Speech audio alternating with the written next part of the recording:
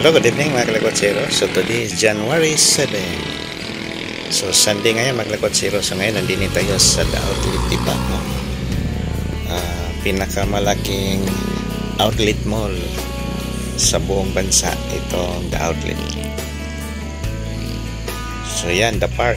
So Nike boutique yan mga kalakwatsero. Gusto niyo bumili ng sapatos na original Nike, so dini kayo sa The Outlet. So, panggabi tayo ngayon, no? Night muna tayo ngayon. So, opening pala ng Power Mac din yun. Opening soon pa pala. So, ang kagandahan lang din sa may The Outlet mga kalakwatsero, open air, no? Environment. Parang napaka-fresh din gumala. Yan, no? Ang kagandahan din yun, yan. Napakaganda yung environment din fresh air.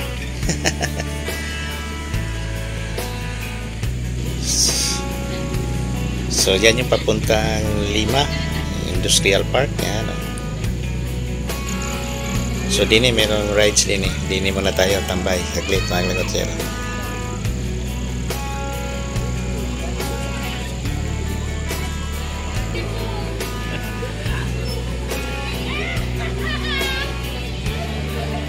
Ang dami nakapila doon, no? Hindi ka makasakay. So yan, maglakwatsero si Choy, oh. Gusto siyang sumakay, oh. Gusto niyang bumalik pagkabata.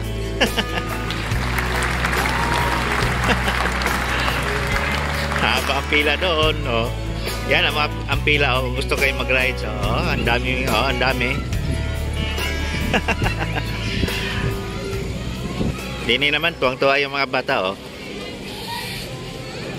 So ito yung nightlife din sa may The Outlet Lipa. Yan. Tuwan-tuwa yung mga bata. Sarap din maglaro. Ang sarap bumalik pagkabata. Yan, oh.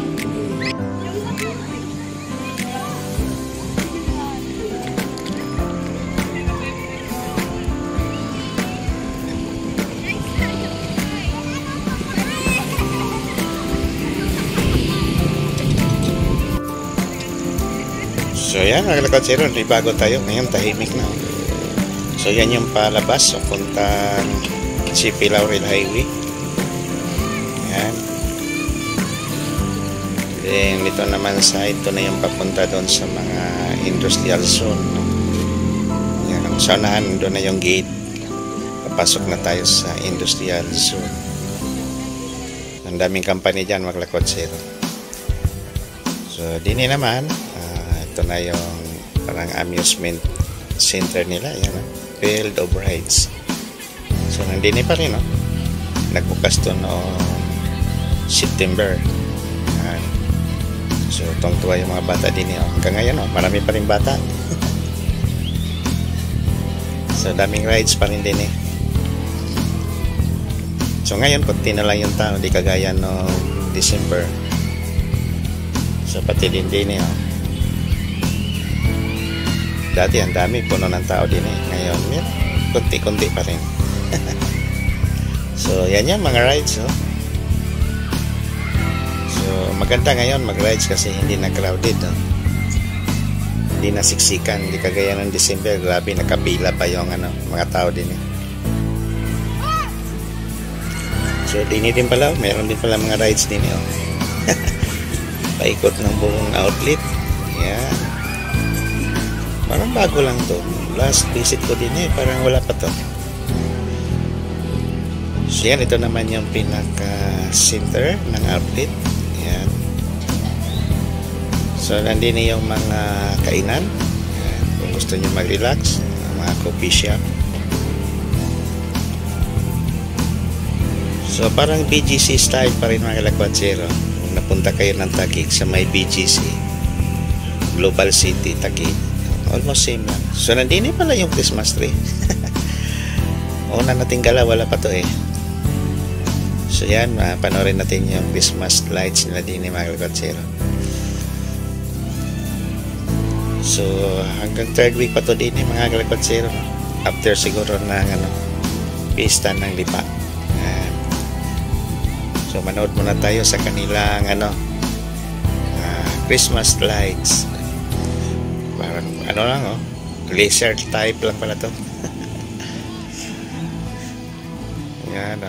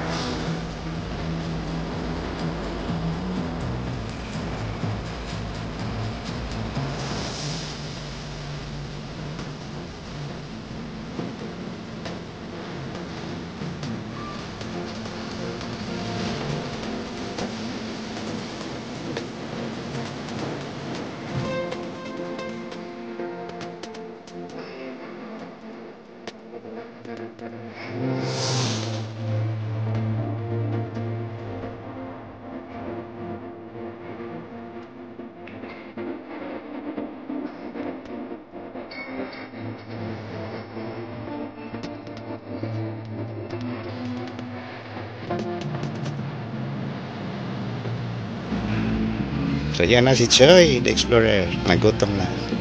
So maghanap tayo din mga kalikotsero kung may masarap din yung kainan, no? So meron pa ng food court din .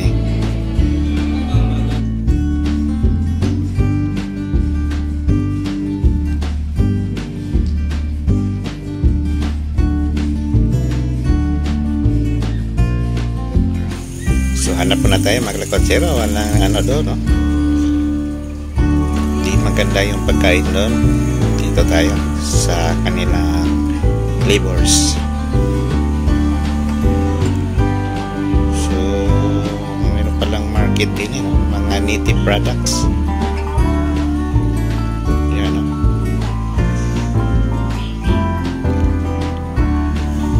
doon naman si Choy market. Yan. So din tayo sa kabila. So yung food court nila, yung pinaka food court ng outlet ito talaga flavors mga kalikotsero. Dito kayo, kung kayo ay nagutom. Mas maraming choices din . Uy, din sa gitna pala meron na piring amusement para sa mga bata. Anong tawag niyan? Board climb.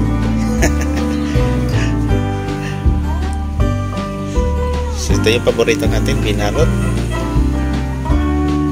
So hanap tayo ng iba.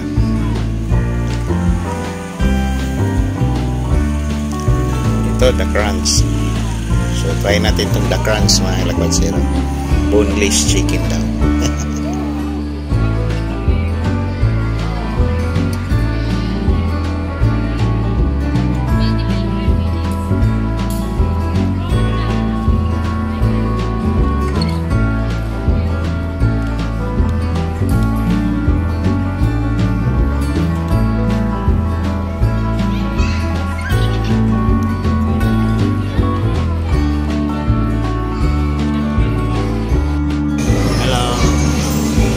Nagutom sila kotsero. Nakain mo na din sa Mile Outlet.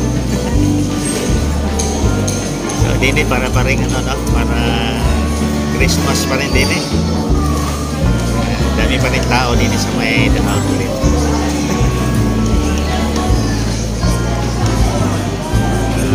Yan. Kain muna tayo mga kalakatero.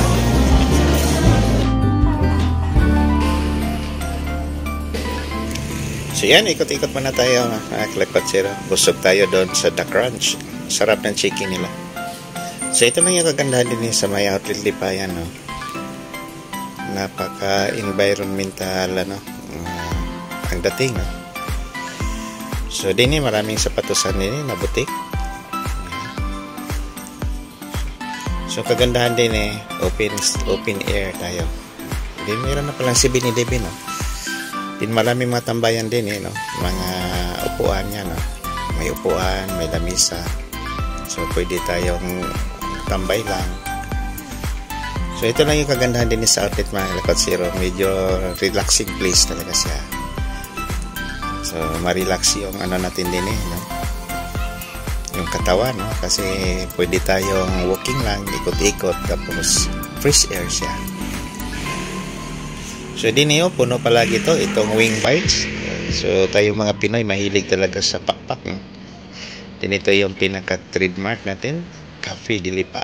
Ayan. So product of Lipa ang mga coffee dyan mga kalakatero. Ito bago din to, Dili, Courtyard Dili. So din nagsunod din yung mga coffee shop, no? Mayroon pang Coffee Bean. Ayan, marami mga. Pero walang Starbucks din mga kalakatero. So ito naman yung football field. Ayan, Olympic size na football field. Ayan, malaki, malawak. Sa alam natin na ang Aboitiz ay mahilig sila sa football.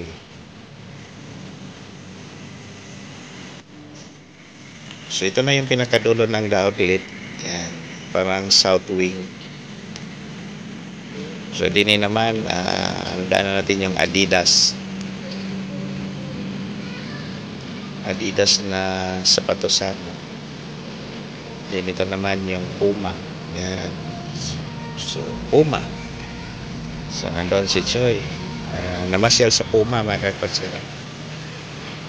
So ayan o.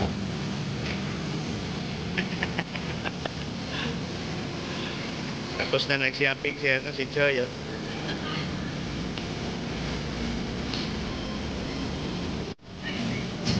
So may napansin ako din sa may dahil mga kalakatero.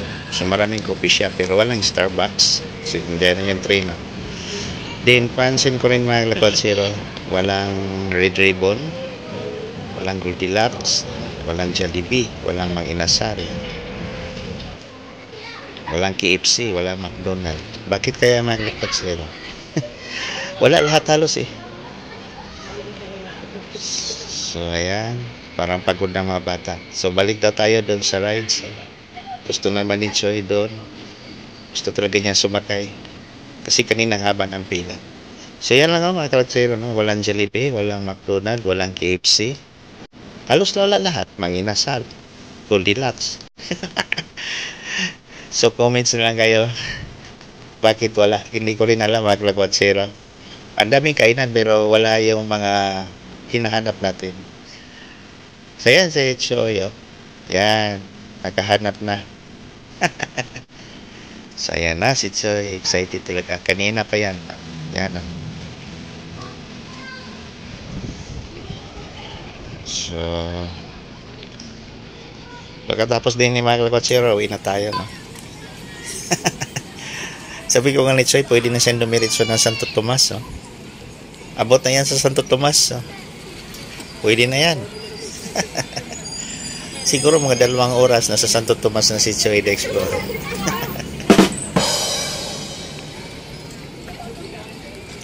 So sa ngayon, medyo tahimik na ng konti mga kalakatero, no? Kasi nasa alas 8 na ng gabi.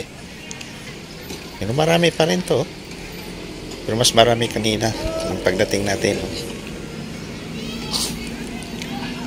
So ayan si Choi, tuwang-tuwa talaga. Ako, sa sakit ng hita niya no tuhod. Hindi sanay magbike.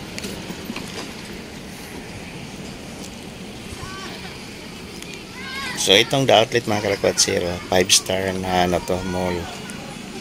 So karamihan sa mga napunta din kailangan meron ka talagang sasakyan kasi ang layo, no.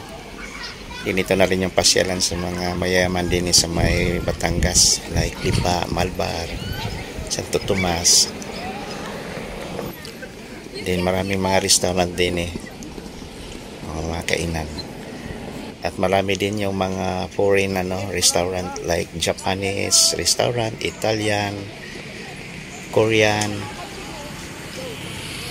So yun nga siguro walang mga Jollibee din McDo, Chowking, KFC. Kasi ang mga restaurant din is mga karamihan na yung mga imported. Pero bakit walang Starbucks? Sa iwan ko lang mga kalakwatsero. So yan, pagod na si Choi. So pauwi na tayo. Almost 8:30 na ng gabi. So yan, tahimik na din sa may Robinson Groceries. Kasi tapat ng outlet itong Robinson. Robinson Grocery Store sila. Yan. So yung parking natin ay nandoon pa sa dulo. So yan yung The Outlet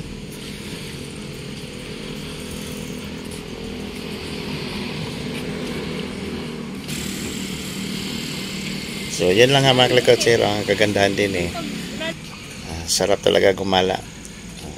Ma-exercise yung tuhod natin din